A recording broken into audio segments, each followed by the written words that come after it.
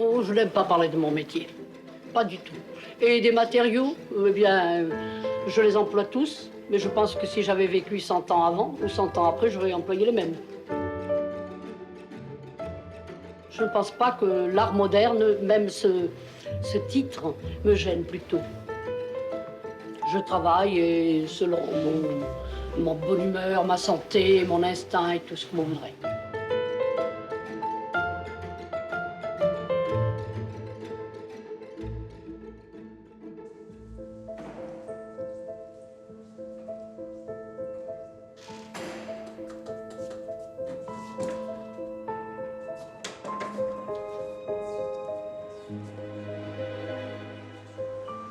Germaine Richier est la première sculptrice à être exposée au Musée national d'art moderne de Paris en 1956.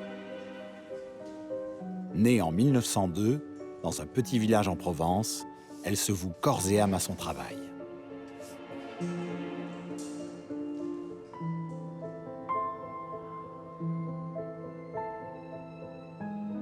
Je me sers de modèles vivants comme point de départ d'une architecture donnée, d'une architecture humaine.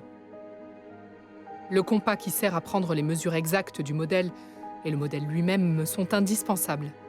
Grâce à eux, je ne pars pas de rien.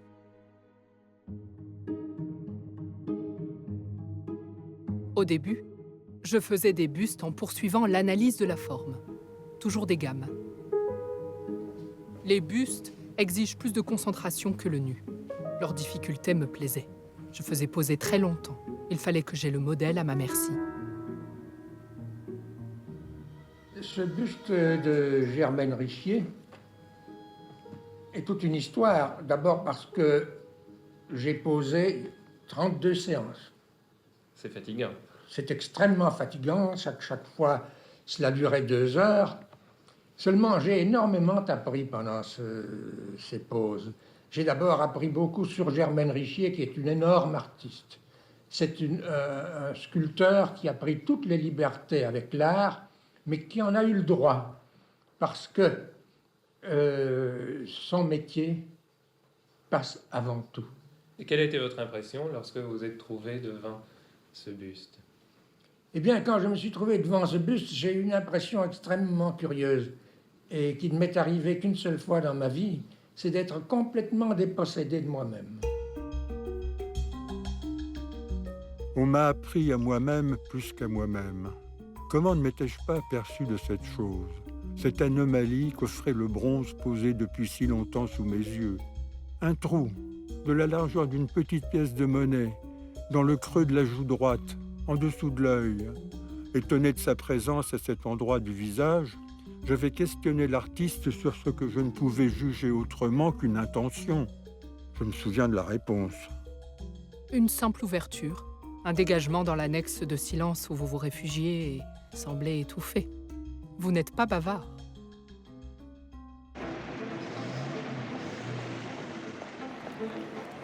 En 1926, après ses études aux Beaux-Arts de Montpellier, Germaine monte à Paris. Elle rejoint celui qu'elle a choisi pour maître, Antoine Bourdelle. Bourdelle, au fond, m'a appris les lois de la sculpture. Et le mot « loi » est peut-être le mot qui convient pour son enseignement. Il m'a appris à voir. Il n'y a rien de plus difficile, au fond, que de cultiver un œil pour voir les choses. Il nous a appris le commencement du métier, c'est-à-dire à construire. Nul autre plus que lui a su, par exemple, se servir d'un compas. En même temps qu'il montrait comment on peut se servir d'un compas, il montrait aussi comment on pouvait faire mentir ce compas, c'est-à-dire introduire entre une vérité, l'imagination et la sensation.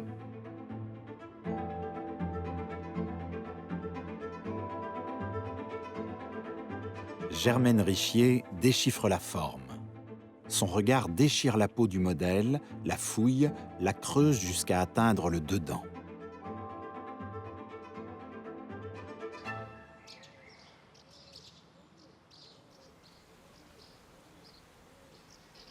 Germaine travaille et enseigne dans le quartier de Montparnasse, où se trouve son atelier.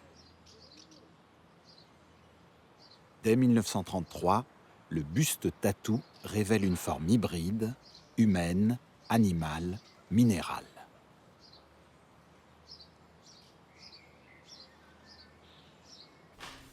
Mais c'est son grand nu, Loreto, présenté lors de sa première exposition personnelle en 1936 à Paris, qui est acheté par l'État. Le commencement d'une longue série d'acquisitions.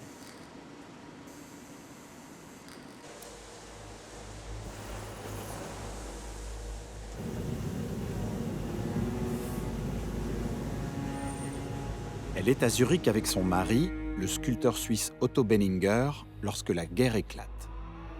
Période de déchirement, d'inquiétude, de création intense aussi.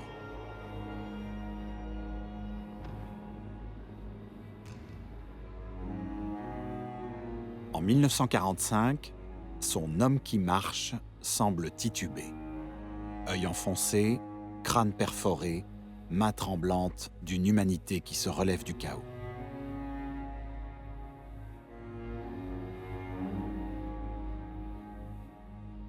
Elle revient seule en France après 6 années d'exil.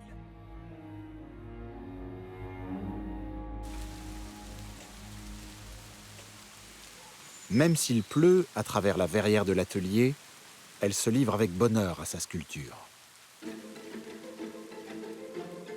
Je suis en train de travailler au socle de la sauterelle que j'ai fait agrandir au double. Elle est merveilleuse. Elle a gagné presque 100%. Elle est généreuse, acide, s'est épanouie. C'est une expérience au fond formidable.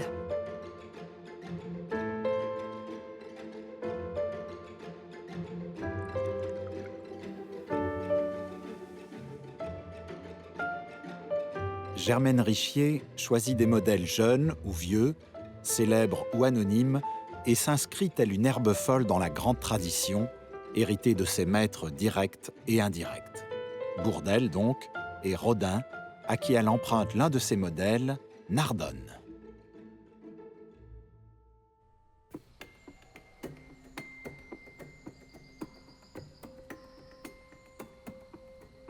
Une armature, c'est le point de départ d'une sculpture. Avec les fers, je monte à peu près le personnage. C'est la carcasse, c'est l'ossature.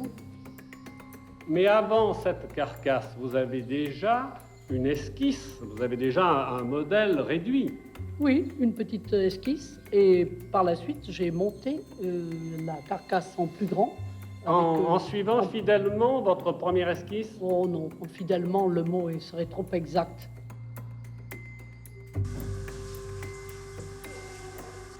Et vous allez remplir cela avec de la terre glaise? Ah, ça, je ne sais pas encore. Ou de la glaise ou du plâtre. Je verrai. Ça dépend au fond. Alors, si la chose me plaît, je la ferai mouler. Et puis, elle ira chez le fondeur, comme toute sculpture. Mais toutes les sculptures que l'on fait ne se réalisent pas. On les laisse mourir parce qu'elles ne donnent pas toujours ce qu'on veut. Et comment meurent-elles, les statues? Oh, elles meurent de leur belle mort. Elles se dessèchent, la terre tombe, ou alors on les brise.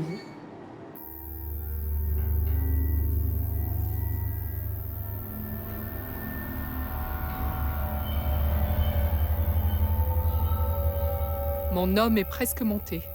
Et j'espère d'ici une dizaine de jours le photographier pour te l'expédier. Tu sais, je ne veux pas une sculpture analysée au demi-centimètre carré.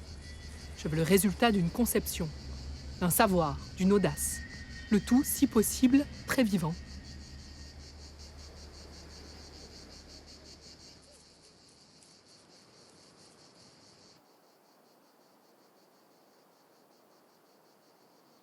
On a un peu l'impression dans vos sculptures que vous cherchez à revenir à la chose naturelle, à l'insecte, à la brindille, à la branche. Enfin, c'est peut-être inconscient, mais enfin, c'est une impression de spectateur. Non, ce n'est pas inconscient, parce qu'au fond, pour retrouver des formes, c'est peut-être une prétention, mais je pense qu'il fallait partir des racines des choses. Or, la racine, c'est la racine de l'arbre. C'est la racine, c'est peut-être un membre d'un insecte. Et du reste, très souvent, les gens ne m'apportent pas des fleurs, mais m'apportent des racines.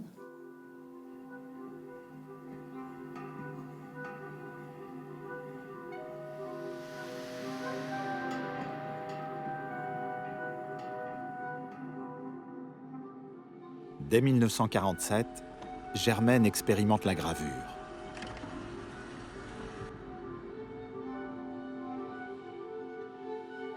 Elle aime creuser, gratter, mordre, ancrer les plaques de cuivre. Elle s'y dévoile dans des autoportraits et illustre notamment la poésie d'Arthur Rimbaud, ainsi qu'un recueil de son second mari, René de Saulier, poète et écrivain.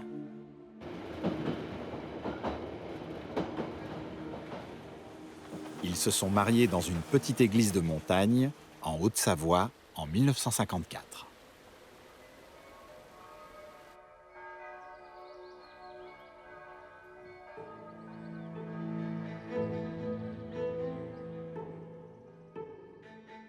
Quatre ans auparavant, des prêtres, acteurs du renouveau de l'art sacré, ont commandé un Christ à Germaine Richier pour leur église sur le plateau d'Assy.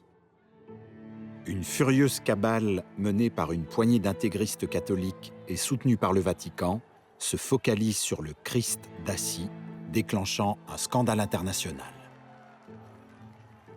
On ne se moque pas de Dieu. Malgré le soutien des paroissiens, le Christ est banni de l'autel et finit relégué dans une petite pièce adjacente. Cher monsieur l'abbé et amis, maintenant que tout paraît avoir atteint le point final, veuillez remettre en caisse le bronze et réexpédiez-le, je vous prie, à son sculpteur. Dans mon atelier, il sera à l'abri de toute curiosité, de toute pensée malveillante.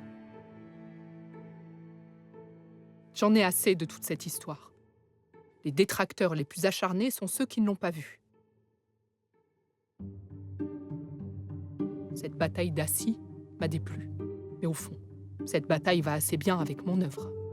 Ces gens qui ont pris parti avec violence, ça va bien avec ma sculpture. Rien ne vient du hasard. Notre époque, au fond, est pleine de griffes. Les gens sont hérissés comme après les guerres. Pour moi, dans les œuvres violentes, il y a autant de sensibilité que dans les œuvres poétiques. Il peut y avoir autant de sagesse dans la violence que dans la douceur.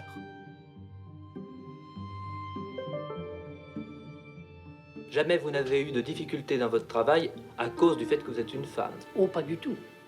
Pourquoi voulez-vous toujours faire une telle différence entre les femmes et les hommes? J'avais une certaine indépendance qui m'a permis d'aller sans savoir si on m'aidait ou on ne m'aidait pas. Il n'y a pas de barrière, il y a les femmes, et au fond, les femmes ne sont pas si loin des hommes, et au fond, je ne vois pas pourquoi on parle des femmes, on parle des hommes, nous sommes un ensemble.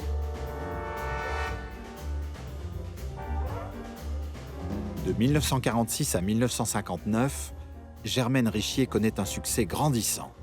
Elle s'impose et expose partout dans le monde.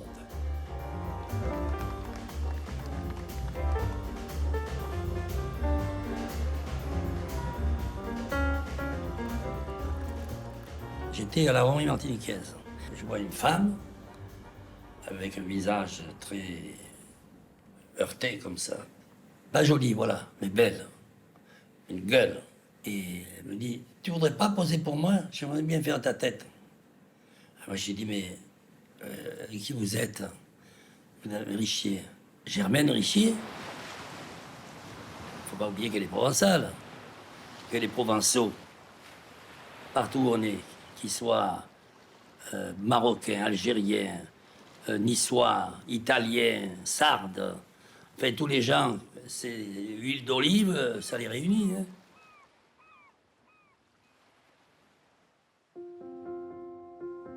Germaine poursuit ses explorations, intègre de la couleur dans ses œuvres. Dans cette affaire de couleur, j'ai peut-être tort, j'ai peut-être raison. Je n'en sais rien.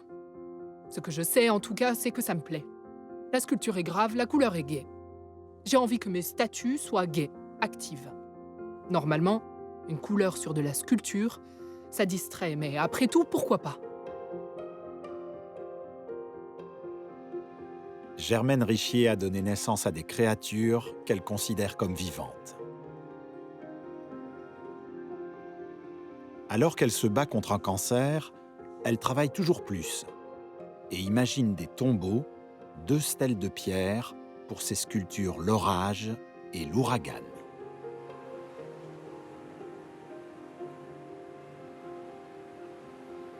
Quand Jean Cassou, directeur du Musée d'Art moderne de Paris, décide d'exposer des artistes vivants, Richier apparaît comme une évidence. Germaine se lance alors dans la création d'une sculpture monumentale, la montagne. Je travaille beaucoup. En octobre, j'exposerai au Musée d'Art moderne. Je suis inquiète. C'est une épreuve qui me sortira blanche ou noire selon l'opinion. Ma nature ne me permet pas le calme. On est comme on est. Et l'âge ne me rend pas douce et sereine. Non pas que je bataille, mais c'est en moi, avec moi. Plus je vais, plus je suis certaine que seul l'humain compte.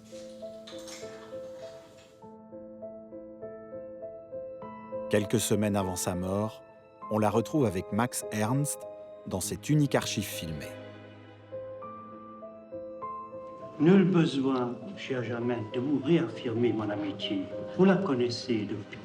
Vous savez aussi qu'elle a été dès le début accompagnée de la plus grande, de la plus vive admiration que j'ai eue de votre œuvre. Pour le courage, pour la discipline et pour tous les refus qu'elle implique. Permettez-moi de vous embrasser. Merci, grand merci.